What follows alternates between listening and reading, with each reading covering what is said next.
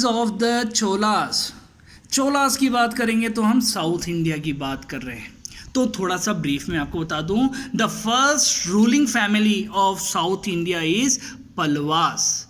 कौन सी सबसे पुराना शाही फैमिली या शाही राजघराना कौन था जिसने साउथ इंडिया को रूल करा? वो था पल्लवास। और वो कहाँ से बिलोंग करते थे? देखो यहाँ पर लिखा हुआ है, they were subordinate to the Pallavas kings of Kanchipuram. Kanchipuram के जो पल्लवास हैं उन्होंने साउथ इंडिया को रूल करा था। सबसे पुराना शाही फैमिली या रॉयल फैमिली जिसने साउथ इंडिया को रूल करा वो पल्लवास किंग्स थे, कांचीपुरम के। फिर मुटियार, देखो क्या लिखा है, Muttaraiyar held power in the Kaveri delta. तो कावेरी कहाँ पर है? साउथ इंडिया की सबसे मेन रिवर जो है कावेरी, जिसे गंगा ऑफ साउथ इंडिया के नाम से भी जानते हैं कावेरी रिवर को। तो कावेरी रिवर का जो रीजन है वहाँ पर मतलब पल्लवा किंग रूल करते थे। अब देखो क्या है यहाँ पर लिखा है, Vijayalaya who belong to the ancient chiefly family of the Cholas from Uraiyur capture the delta from the Muttaraiyar in the middle of 9th century. लेकिन 9th सेंचुरी में पल्लवा किंग को हरा दिया। किसने हराया? चोलास ने। चोलास में भी किसने हराया? जो first ruler to establish Chola empire in South India is Vijayalaya. तो विजयलाया ने कांचीपुरम के पल्लवास को हरा के साउथ इंडिया पे रूल कर लिया या कावेरी डेल्टा पे रूल कर लिया। देखो ये रहा। अब उसका बेटा है, कौन है? विजयलाया का बेटा कौन है? राजा राजा। तो देखो यहाँ क्या लिखा है, the successor of Vijayalaya conquered the neighbouring regions and the kingdom grow in size and power. तो इसका जो बेटा था, सक्सेसर था, सक्सेसर मीन्स नेक्स्ट राजा, वो कौन था? राजा राजा। देखो उसका पिक्चर भी यहाँ दे रखा है, राजा राजा।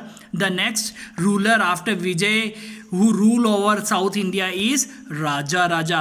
तो ये कब राजा बना? 9th सेंचुरी में। इसका पीरियड माना जाता है 985 से 1016, मतलब a period of 21 years that Raja Raja ruled over South India and he is regarded as the most powerful king from the Chola dynasty. Raja Raja को the most powerful rule king of the Chola family. He defeated the Chalukyas of Kalyani, the Pandyas and the Cheras and Vengis. मतलब इन्होंने चार बड़े बड़े royal families को हरा के south India पे अपना रूल स्टैब्लिश करा था। अब देखो यहाँ पर आता है, he control the islands of the sea like the Lakshadweep. Lakshadweep island पे भी राजा राजा ने अपना किंगडम स्टैब्लिश कर लिया। मालदीव जो इंडिया का पार्ट नहीं है, लक्षद्वीप तो अभी इंडिया का पार्ट है, उसने कैप्चर कर लिया अपने अंडर। मालदीव जो हमारे इंडियन नेबरिंग आइलैंड्स हैं, ठीक है ना, Maldives is another country right now, वो भी इसने अपने अंडर कर लिया था। ही constructed the beautiful Brihadeshwara temple dedicated to lord Shiva at Tanjore.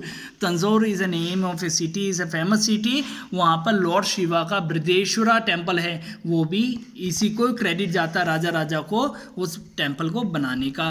फिर राजा राजा का सन था राजेंद्र फर्स्ट, ठीक है ना, उसने उसकी क्वालिटी मतलब उसकी पॉलिसी मतलब कंटिन्यू करी। और राजेंद्र फर्स्ट ने ही अपनी मतलब राजेंद्र फर्स्ट को ही मतलब टाइटल मिला था गंगईकोंडा का। क्या बना था? क्या टाइटल मिला? गंगईकोंडा का टाइटल किसको मिला? राजेंद्र फर्स्ट को। और गंगई उसने अपनी कैपिटल का नाम रखा गंगईकोंडा चोलापुरम, ठीक है ना। अब टेम्पल्स की बात करें, कौन कौन से टेम्पल्स हैं? क्योंकि साउथ इंडिया के मोस्ट फेमस जो पुराने टेम्पल्स हैं वो साउथ इंडिया की बहुत फेमस हैं। जैसे बृहदेश्वरा टेम्पल, देखो ये मैंने बताया था, Brihadeshwara temple build by king Raja Raja, ठीक है ना। ये बृहदेश्वर टेम्पल है जो कि राजा राजा ने बनाया था। अब देखो यहाँ पर है फीचर्स ऑफ टेम्पल आर्किटेक्चर। जो साउथ इंडिया के जो टेम्पल्स हैं उनका स्पेशल फीचर्स होता, आर्ट होती थी। पहला का आर्ट कहता है, पहला फीचर है temples are in the Dravidian style. Dravidian style मतलब Dravid, the word Dravidian means refers to us South Indian states. Dravid देखिए जैसे अपन नेशनल एंथम हम गाते हैं तो द्राविड़, ठीक है, वर्ड आता द्राविड, मतलब हम साउथ इंडियन स्टेट्स की बात कर रहे हैं। तो द्राविडियन स्टाइल के टेम्पल्स में क्या होता है, यहाँ पर छोटे छोटे बहुत सारे डाइटीज जो होते हैं, या डाइटीज मीन्स देवी देवताओं की मूर्तियाँ उस मंदिर के ऊपर बनी हुई होती हैं। बहुत सारी मूर्तियाँ बनी हुई थी, छोटी छोटी पूरे सब दूर।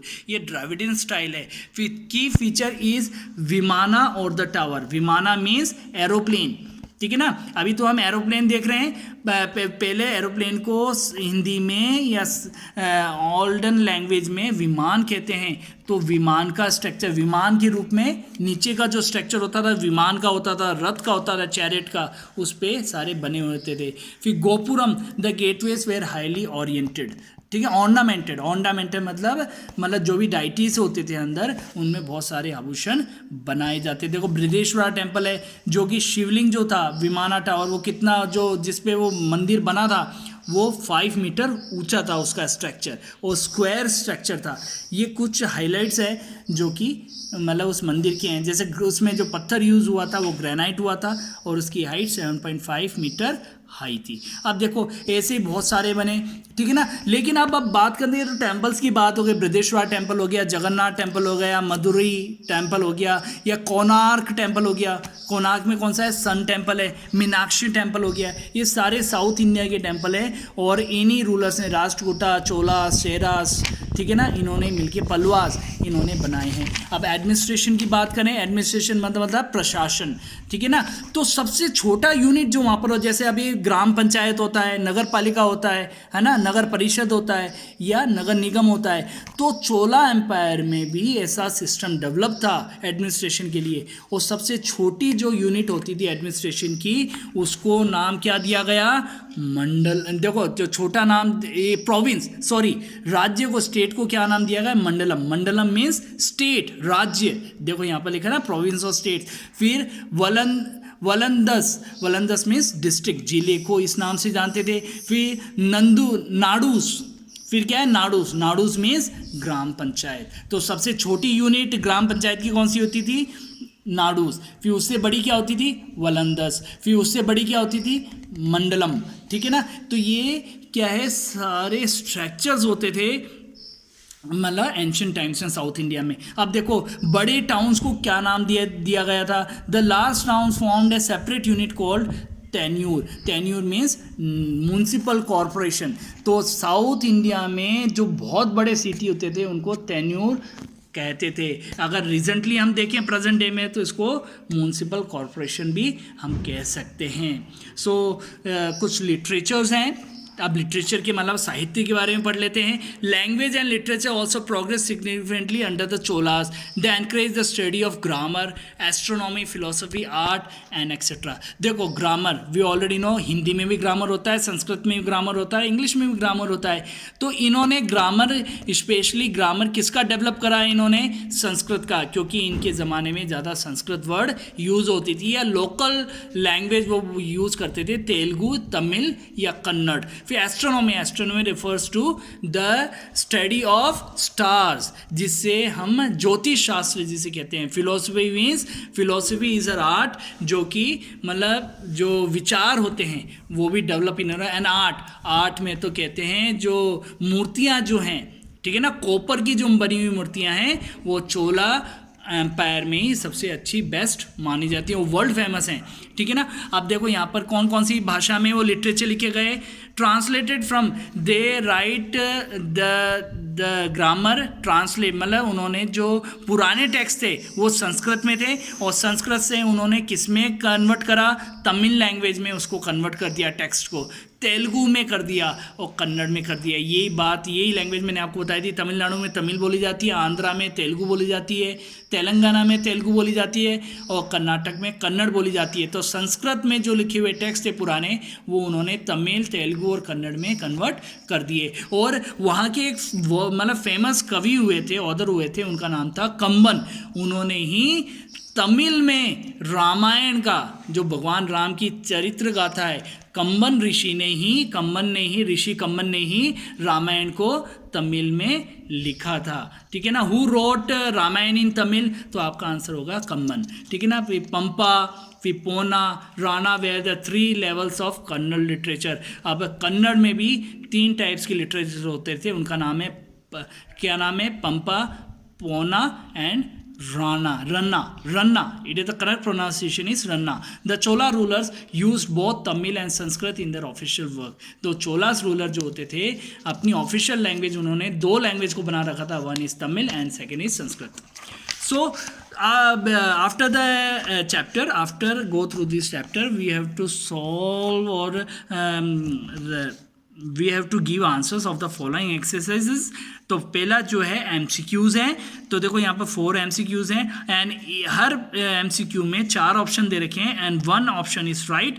You have to identify by yourself. Then 5 fill in the blanks is there.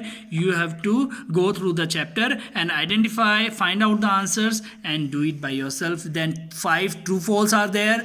तो which one is true and which one is false you have to answer by yourself. It is मतलब मोस्टली आपको इसके answers मेरे पढ़ाए हुए video में मिल जाएंगे, ये आप चैप्टर जो बुक से मिल जाएंगे. देखो फिर मैच द कॉलम है, मैच द कॉलम में इनको मैच करना है.